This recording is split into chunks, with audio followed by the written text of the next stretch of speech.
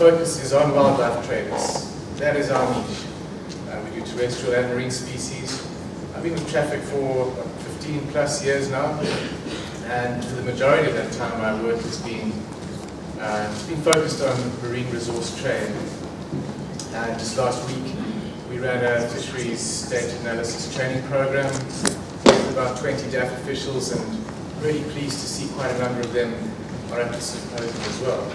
Heard collaboration mentioned a number of times already, and ours is a good example of the way in which an NGO can work with government agencies.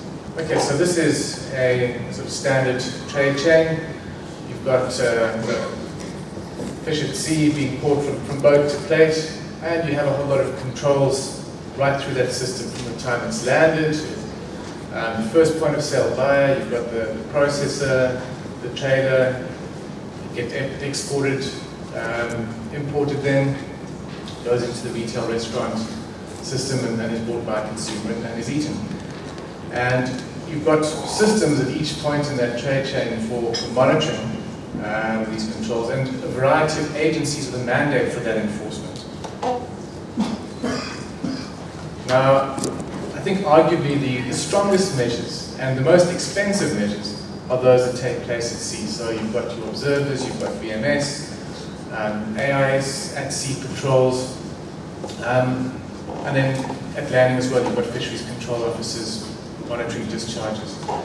And I think probably justifiably so that you want to expend a lot of effort, compliance effort at sea. You want to keep the resource in the sea at sustainable levels. Once it's been illegally harvested, the stock has been impacted. So I think justifiably, but it's the very expensive end of compliance.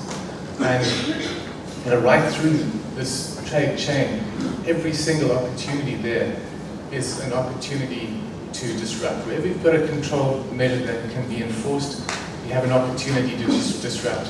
And I think if we just reflect on that pyramid that Eve showed yesterday, the more opportunities for disrupting illegal catch and trade, I think the higher we can get in that pyramid and the just attitudes and behavior. So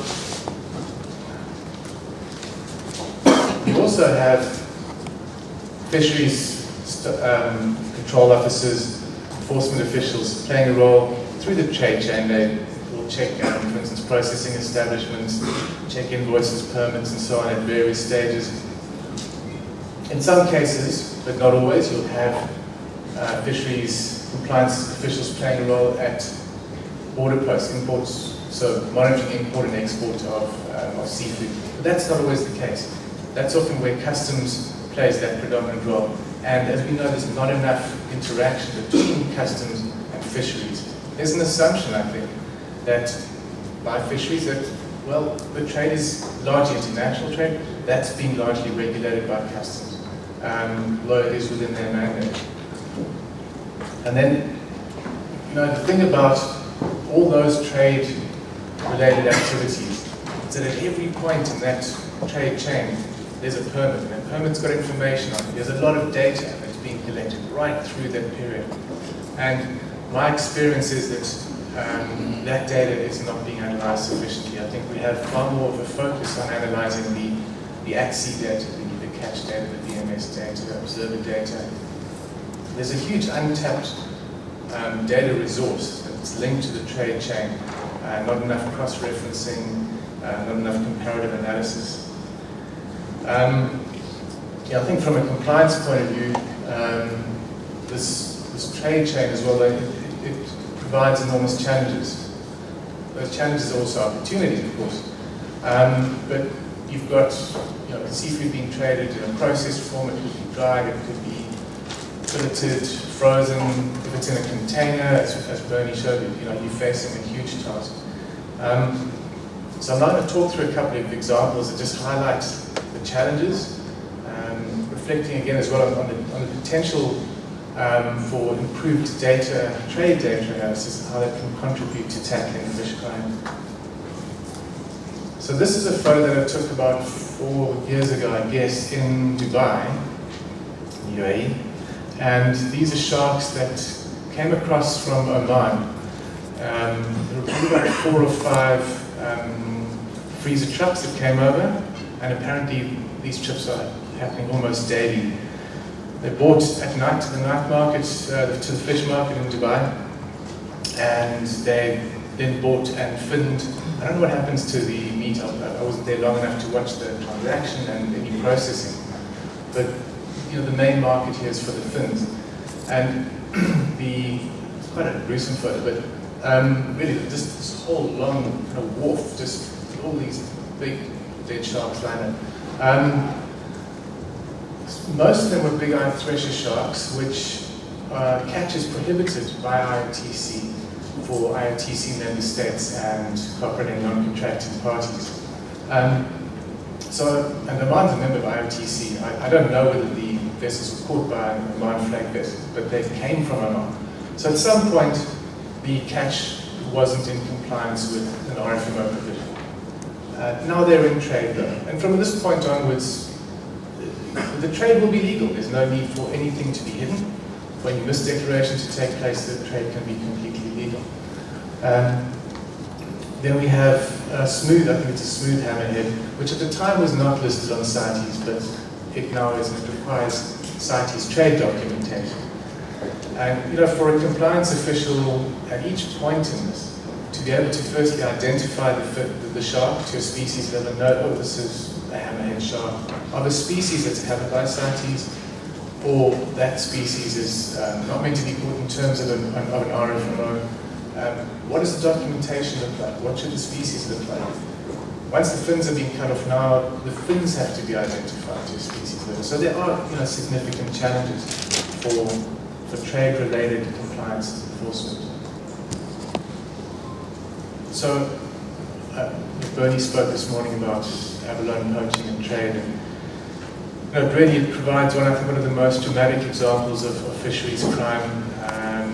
I really feel almost perhaps all wildlife crime on the African continent. I know we've faced at the moment with a real crisis with rhino poaching, with elephant poaching.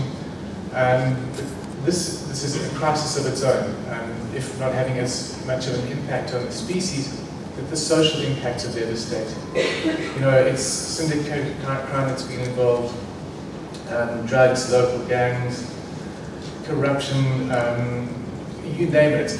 It's all bundled in here.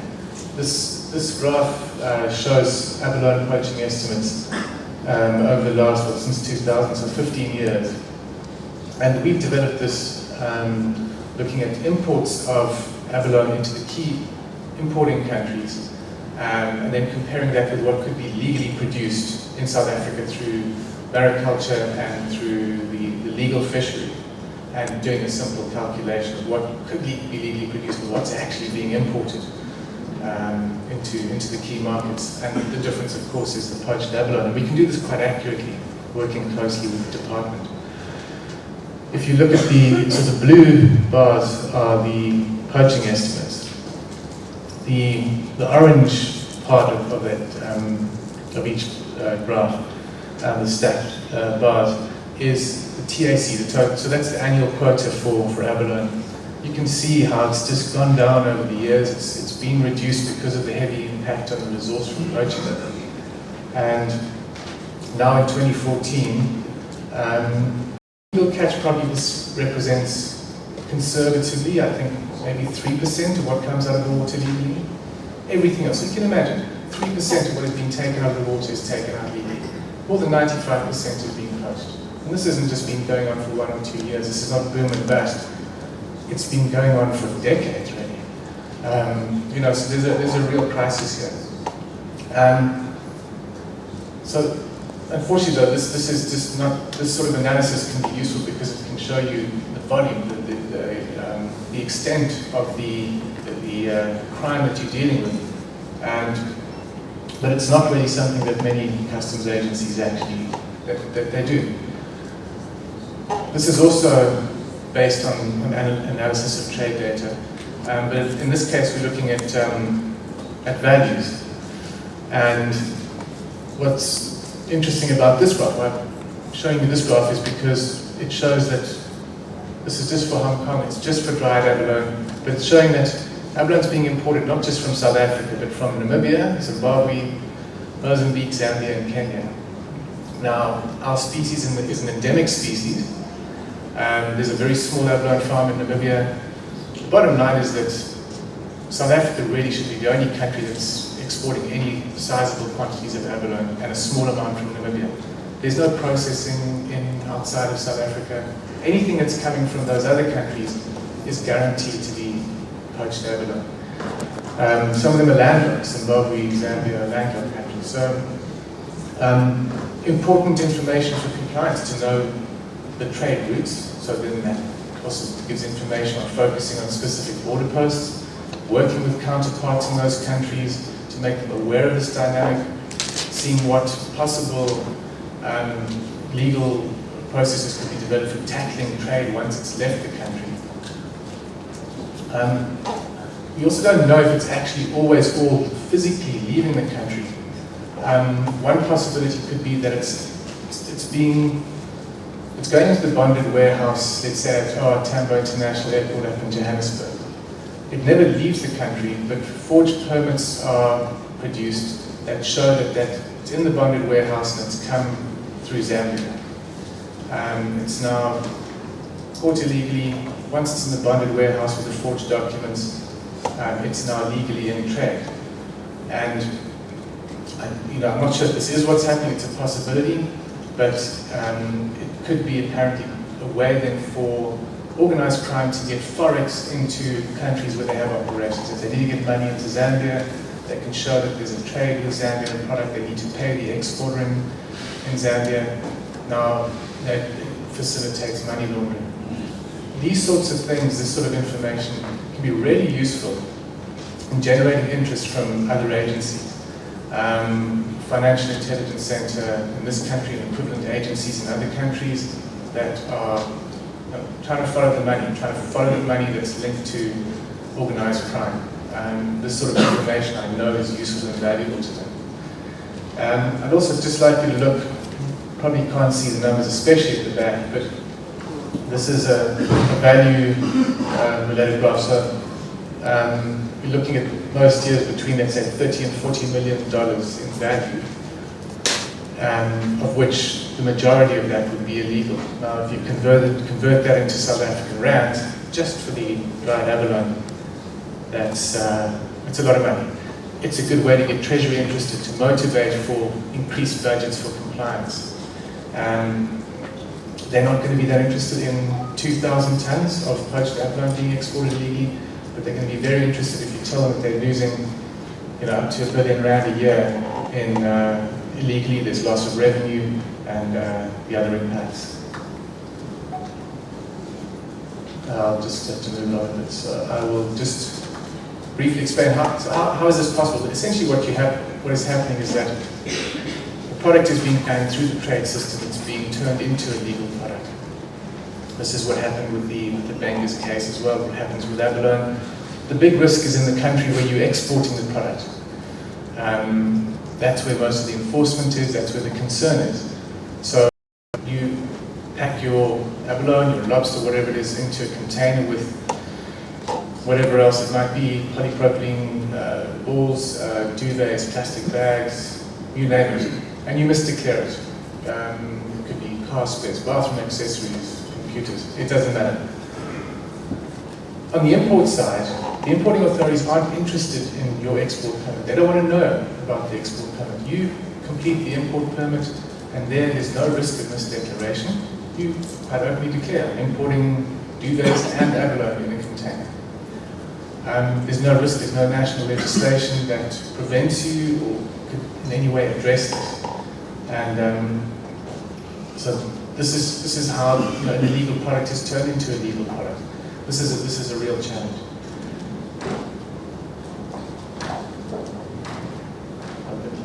This is an example. This is actually the case that Bernie was talking about, where you had sardines and abalone packed into the same container, exported as sardines. I'm not sure what would have happened on the import side because they got the container turned back, but if they'd been sensible, they would have declared it as abalone and sardines together in a container so as not to risk misdeclaration. Very briefly, then I only have a few minutes left. This is the Bengus case as well.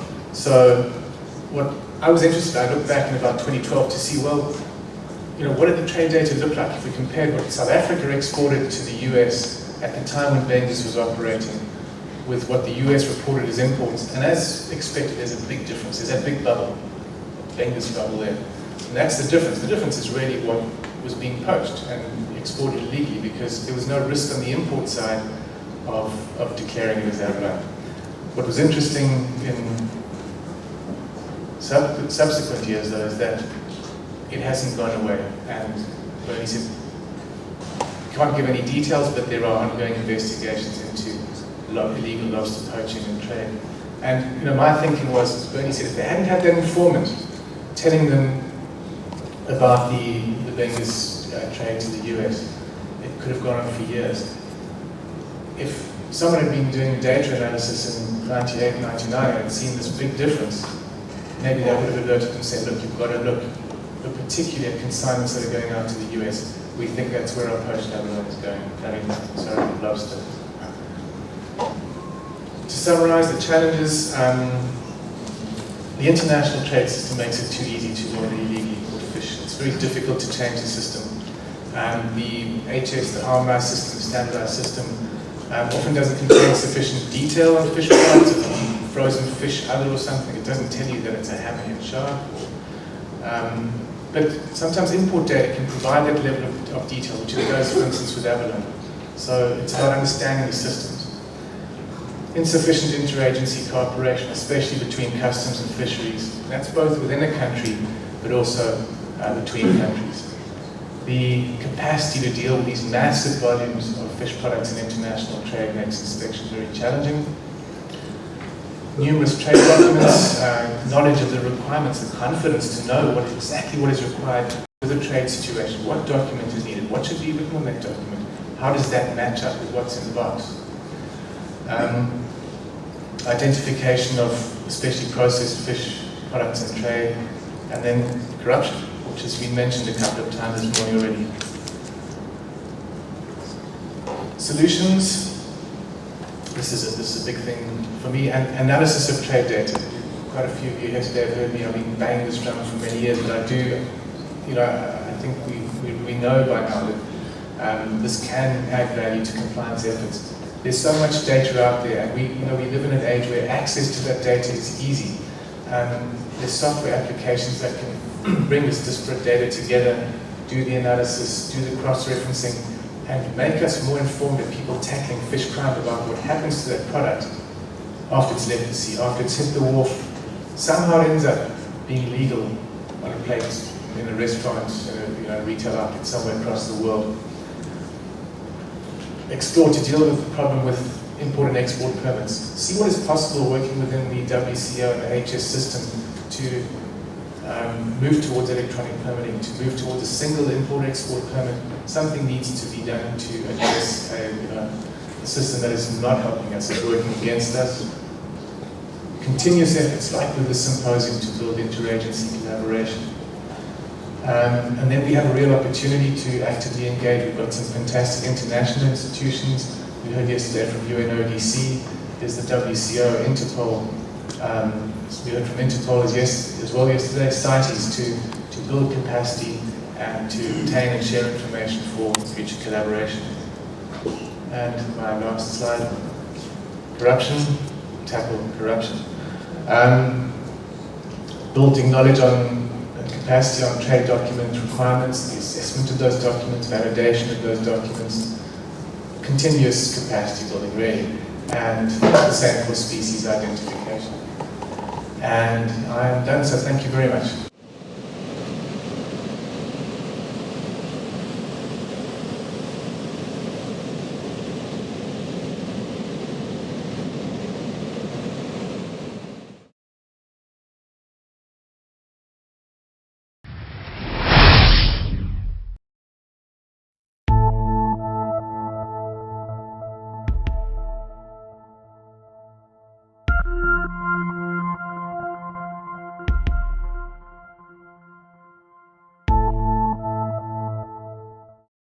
it's a real treasure chest in here. You just keep finding things,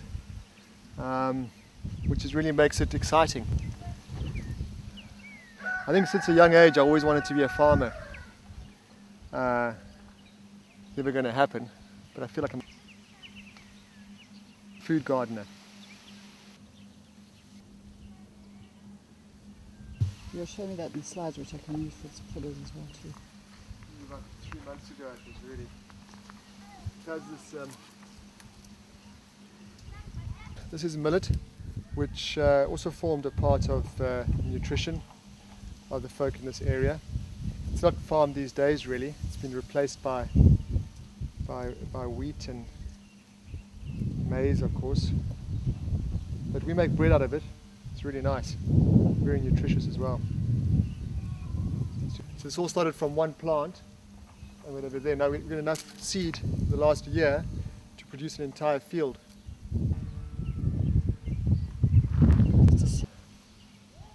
These are our 7-year beans. And, it's just constant. We're just producing beans all year round. It's constant. Here we go. Dappled light. Okay, so say what these are. Well, we've got grenadillas over here, which we make jams. This is fruit.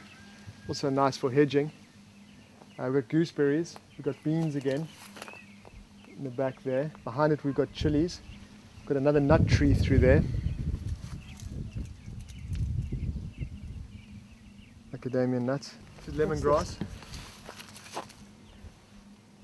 Put into teas. Make teas with this.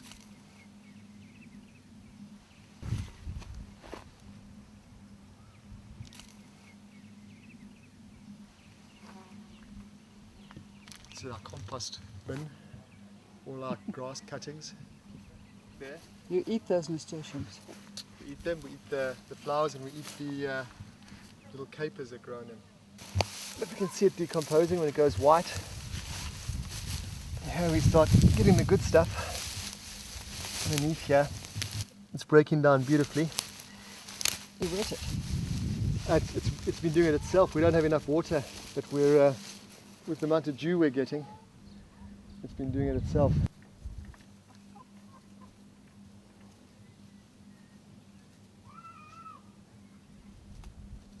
Oh, Mama!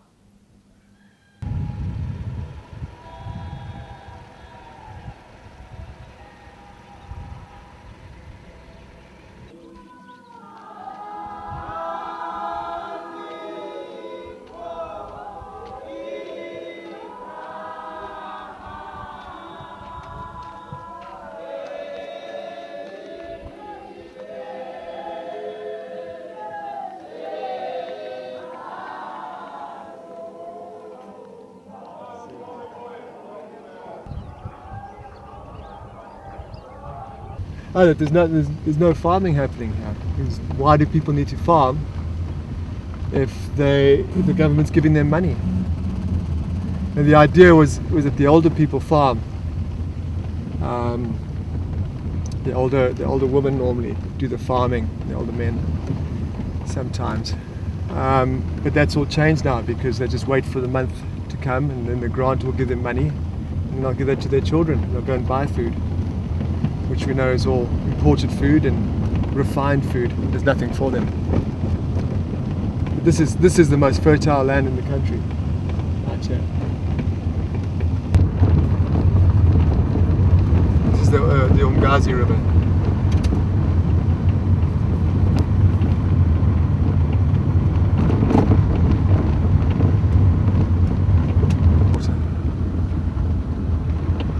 The major function of the kids now, they won't even go to school now, is just to get water. Everyone's desperate for water. So they'll travel hours every day just looking for water. This water down here in this river is because it's a tidal estuary. It's got obviously salt in it.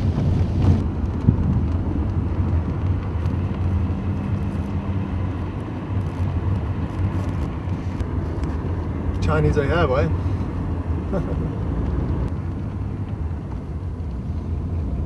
To this whole road, there's 320 potholes on it. Trying to earn some revenue for the project. haven't taken the bait yet. No one broke an axle for a while, but we're hoping it happens. We thought of like sending some fake phone calls. We're coming to your hotel, but we refused to because the road is so bad. It's like a...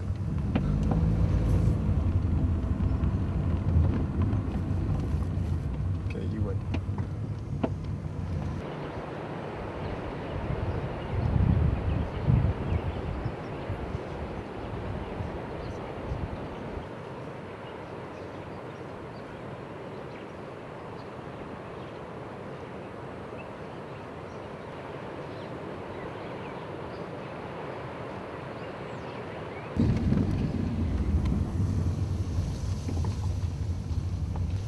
In places like, like Uganda, where you've got two rain seasons. It's tropical. You've got 2 rain seasons. You've got unbelievably fertile soil. It's just and never been farmed, virgin. And yet people are starving. All over the place, people are starving because they've bought into the system of you need money in order to exist. If you haven't got money, then you're going to die. And of course, there's the other aspect of it is like if you look at organizations like the World Food Programs and those sort of things, they create dependency. Look at what happened in Somalia, where the World Food Program was feeding about 6 million Somalians. And America contributes about 60 to 70% of that.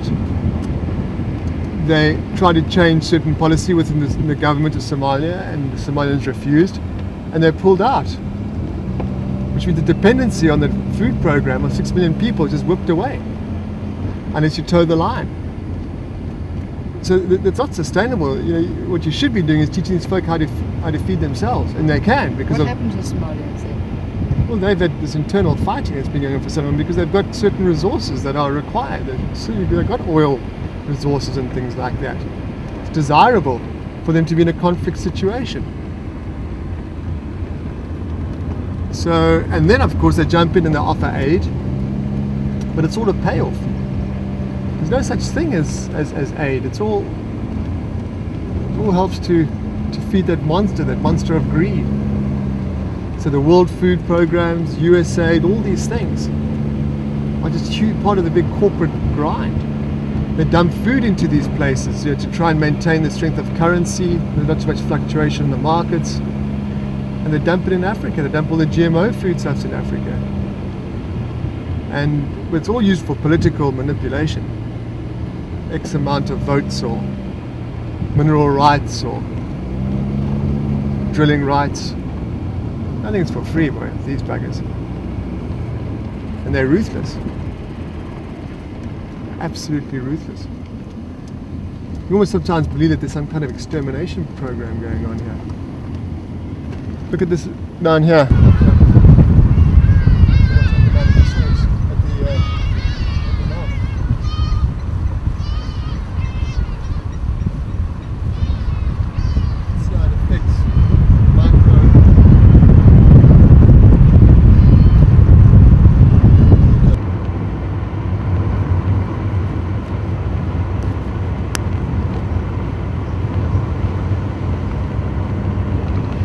I saw these guys in Uganda where they got these concentration camps, which they call IDP camps, which is internally displaced people, and they just became like cannon fodder for these soldiers to come in. I mean, the soldiers are all acting on behalf of the government to keep the fear up, to maintain the control, and then you've got these sort of the Dutch organizations and the Canadians who come through and they develop these things called war child programs. And they just build more camps. They just make them frilly with sign writing saying war children, but they're still keeping them away from the family structures and things like that. So what are they doing that's different? There's still no integration, but now they've got a place for rich little kids to come and pat the black kids on the head, and they feel good about themselves, but they put them into more concentration camps. It's mind-boggling. I don't know what makes them tick. They have to put up camps which have barbed wire fence around them. We mean they aren't accepted by those communities. How can they possibly try and bring about any kind of restitution? They're all fear-based then, and they make themselves exclusive from the community. And I don't understand what the aim of that is. So I guess I need to be educated. Working with Contra Lesser. He was the chairman of Contra Lesser, Congress of Traditional Leaders. And out of all the councils that I've been in, this is one of the strongest, where his presence, where he was extremely highly respected in his community. Here, which is called the Amasami. And so now his mother is the acting chief. A Middle Eastern thing, isn't it? Came down from the north. Originally, who knows, but They're not going to move.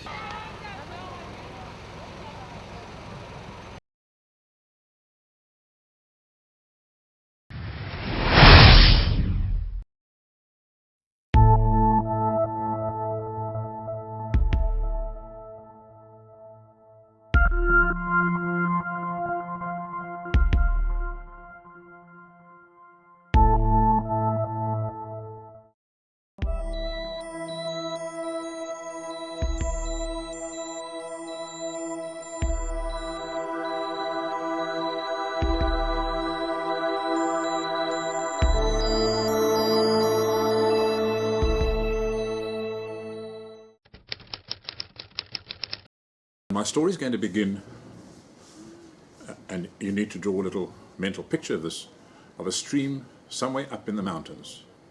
Could be any mountains, anywhere. And a group of people are told that this particular stream, where this valley is and that those mountains, is absolutely one of the most scenic areas in the whole world. And so they get together and decide to travel and visit this stream and do this wonderful hike in nature. So they travel right across continents with all their gear. They move by rail and train, bus, whatever, and they get to this wonderful scenic scene. And they start their walk.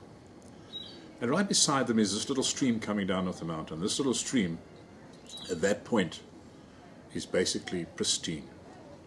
It has very, very, very little sign of any nutrient, of any pollution.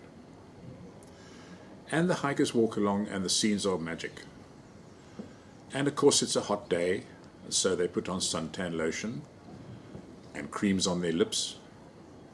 And as would be the case, it gets hotter and hotter, so they decide to have a swim in one of the pools that this little stream has. So off they go and have a swim.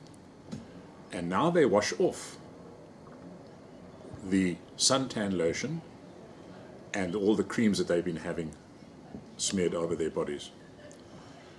And on top of that, they actually also release some body fluids into that stream. After all, it's in the middle of nowhere, so who's it going to affect? I mean, it's just a few of us here, you know. It's going to be washed away. It'll be just dissipated in the mass of water. However, some of the party have been taking some antibiotics. Some of the ladies are on birth control tablets.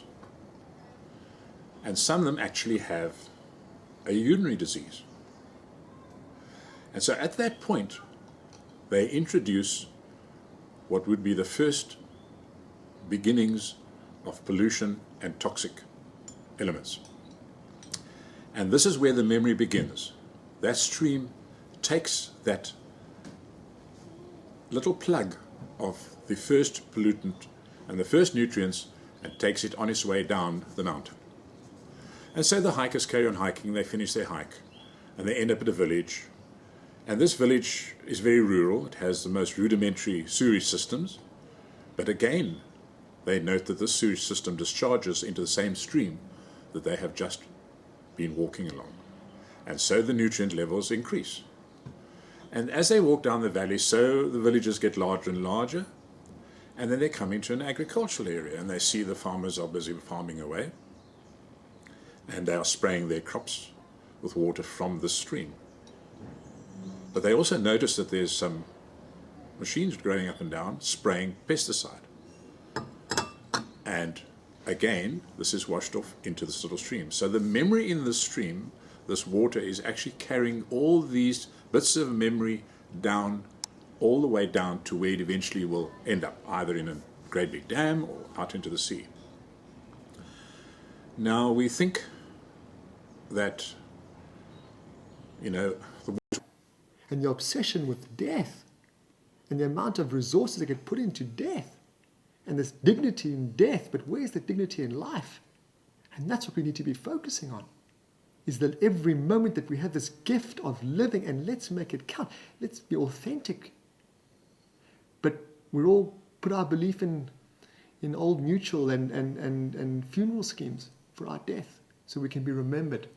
But these guys who have they throw these huge parties, they spent their life beating their wives, abusing their children. But they had this incredible funeral, man. It was huge. You should have seen it. Strong Muti there. No. It's disgraceful.